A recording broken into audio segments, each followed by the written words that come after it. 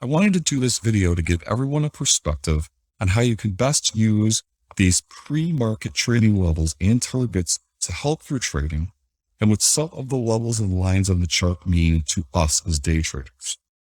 Typically, to keep it simple, I'm going to give you 5 targets, sometimes more, both above and below the market.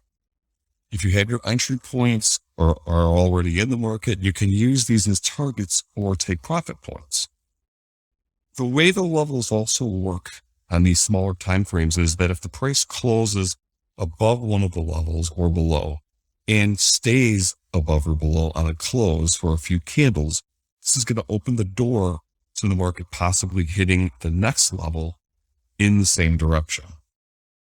Now, this chart does not cover entry points, reversal signals, which we may see in real time along the way, trade management, money management, trailing of positions.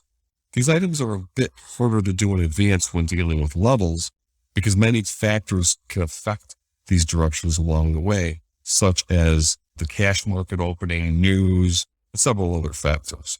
Many have asked for help in these areas, and while I understand some may find these levels more than enough, and that's great, others would like more guidance along the way.